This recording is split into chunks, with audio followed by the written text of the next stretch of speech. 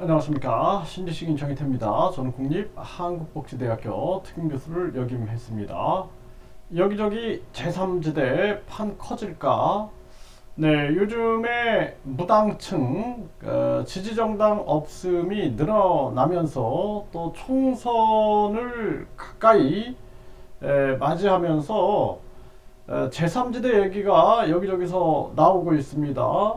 그 총선 전에는 항상 이런 현상이 일어납니다.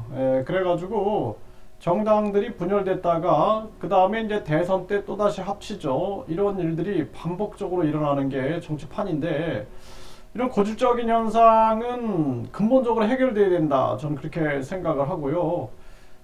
진정성 있는 그러한 정치 변화를 꿈꾸는 지속적인 움직임이 필요하다. 전에도 보면은 새로운 물결이라 그래서 김동연 씨가 마치 새로운 세상을 만들 것처럼 선동을 하더니 결국에는 민주당에 가가지고 줄을 섰죠. 그래가지고 이제 경기도 지사가 됐는데, 또 국민의당인 안철수도 마찬가지죠. 자기가 제3지대를 지키겠다 그러더니 또다시 국힘에 가서 줄을 서가지고 국회의원 배지를 달았어요. 이런 일들이 반복적으로 벌어지는 게 이 구태 정치죠. 그래서 총선 때 보면은 당 하나 만들어가지고 대선 때 이제 갖다 바치고 한 자리 얻는 경우가 되게 많습니다. 그 저도 예전에는 아무것도 모르고 뭐 신당 창당에 나섰다가 결국에는 당 대표가 대선 주자를 지지 선언하고 그리고 이제 당이 없어지는 거예요. 그 다음에는 뭐 뭘 받았는지 알 수가 없죠. 뭘 받았는지. 또 군소 정당들이 보면은 또 뭐 다른 당하고 합치면서 어떤 거래가 있었는지 알 수가 없습니다. 이런 일들이 반복적으로 이루어지면서 이제 국민들을 실망시키는 거죠. 그래서 어떤 권력이 어떤 한 세력이 권력을 잡는 게 중요한 게 아니라 이 나라의 시스템을 만들어야 돼요. 시스템. 그래서 지금 우리나라 같은 경우에는 이 주권이 없다. 저는 그렇게 판단하고 있습니다. 화폐 주권조차 없으니까 미국이 기축통화라는 것은 세계 통화라는 의미인데, 세계 결제 통화라는 의미인데, 그런데 그렇게 되면 세계 경제를 생각하면서 통화 정책을 운영해야 되는데, 그게 아니라 미국이 자기들 국내 인플레이션을 잡겠다 그러면서 급격한 금리 인상을 해가지고 이웃 나라를 거지 만들고 이웃 나라의 가게와 기업들이 붕괴되게 만들어도 한마디도 못하는 거예요. 그래서 그 미국의 거짓말에 그냥 맞장구를 쳐주고 결국에는 모든 게 물가 잡는 거다. 사실상 그게 아니라 기축통화 패권을 기축통화 독점을 하기 위해서 4차 산업 독점을 하기 위해서 해도 정부는 그냥 한마디로 딸랑이 역할만 하는 거죠. 그러니까 이번에 미국이 도청을 진행을 해도 그냥 저자세로 나가는 거예요. 이게 주권 국가가 아니다. 화폐도 마찬가지고 무역도 마찬가지고 그냥 미국의 딸랑거리다가 끝나는 그런 민족으로 끝날 것인가. 참 안타까운 일이 아닐 수가 없어요. 그래서 대한민국이 앞으로 나가기 위해서는 이젠 대한민국 스스로도 이 원화를 준 기축통화 수준으로 올리겠다. 그리고 이제는 중국의 위안화나 미국의 달러뿐만 아니라 이 완전히 많은 나라, 여러 나라들이 사실상 자기들의 화폐 주권을 지켜나가야 되는 거예요.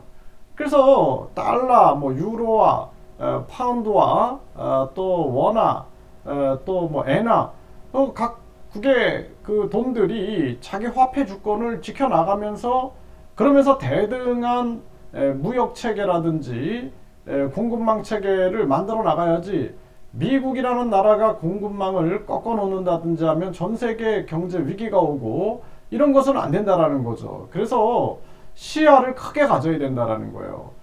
과거에는 전라도, 경상도, 충청도 나눠놓고 나눠 먹기를 했는데, 지금 총선을 앞두고 또 다른 세력이 나와가지고 한 자리 또 해먹겠다라는 생각은 아무런 의미가 없다라는 것입니다. 그래서 시스템을 만들어야 된다. 시스템. 그래서 가장 중요한 것은 국민 주권 시스템을 만들어야 돼요. 그래서 국회의원 국민 소환제에 동의하는가? 또 국회 해산 국민 투표제에 동의하는가? 국회를 국민이 해산할 수 있어야 되는 거죠, 당연히. 네, 그리고 대통령 또한 국민 소환제에 동의할 수 있는가? 이걸 동의 못하면 자기들이 뭔가 귀족적인 사고를 하고 있다는 거예요. 특권층. 예? 스위스는 국민들 10만 명이 동의하면 국민투표에 붙이거든요. 그래서 국민투표에 붙이겠다라는 그러한 기득권을 내려놓는 거죠. 이런데 동의할 수 있는가? 정당보조금 폐지, 선거보조금 폐지, 선거보전금 폐지에 동의할 수 있는가? 지방의원 폐지, 이런 거 동의할 수 있는가? 그리고 나라에 돈이 있으면 국민들에게 되돌려줘야죠. 국민 권익금으로 국민들에게 되돌려줄 수 있는가? 이런 뭔가 국민의 입장에서 생각해서 내가 권력을 계속 유지하는 게 아니라 내가 이 국민이 준 권력을 가지고 국민 주권 시스템으로 만들어 놓고 나는 내려오면 되는 거거든요. 그런 생각을 해야 하는데 그게 아니라 이런 틈을 타서 내가 또 권력을 잡아야지. 그 다음에 또 권력을 잡은 놈이 더해요, 더해. 여러분들 보세요. 박근혜 대통령 탄핵 후에 문재인 대통령을 만들어 놨어요. 만들어 놓고 절망해가지고 또 윤석열 대통령을 만들어 놨는데 지금 보세요. 더 실망하자, 더 실망해. 그러니까 다음에 온 자들이 더 악랄한 경우가 많습니다. 국민들을 선동하고 속이는 거죠. 그래서 많은 미얀마 역사나 한국 역사도 보면은 결국에는 또 군부 독재가 들어와가지고 헌법을 아주 악랄하게 만들어가지고 국민들을 강하게 통제하는 그런 역사의 아픔의 반복이 계속 진행되면 안 된다라는 거죠. 그래서 국민 주권 시스템을 가지고 만들어 나갈 수 있느냐, 이게 마음을 내려놓는 거예요. 권력의 욕심을 내려놓고 오직 국민들 입장에서 생각할 수 있는 그러한 입장이 되는가라는 것이 중요한 겁니다.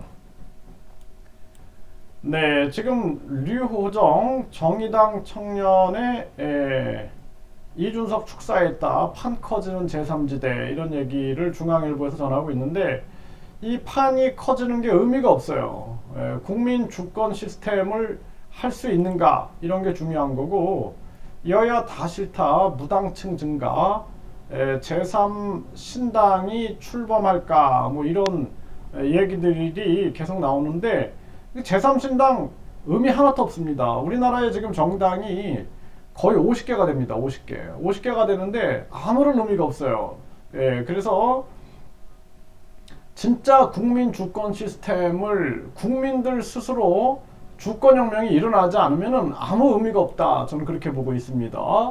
또 성찰과 모색, 제3세력 나올 수도 국회에서 토론회 얘기 나오는데 이게 국힘에서 밀려난 자들 또 민주당에서 밀려난 자들이 또 정당 만들어서 내가 권력 잡겠다. 그런 것은 아무런 의미가 없다. 저는 그렇게 생각을 합니다. 네, 그래서 류호정 또 판 커지는 제3지대 이런 얘기들이 계속 나오고 있는데 과연 권력 요괴 또 내 자리가 이런 거 아니라 진짜 국민을 위하여 국민 주권 시스템을 만들어낼 수 있는가? 그 사람이 할 수 있는 건 한계가 있어요. 그래서 시스템을 만들겠다. 그 시스템을 만드는데 주력하는 게 가장 현명한 태도다. 이렇게 말씀드립니다.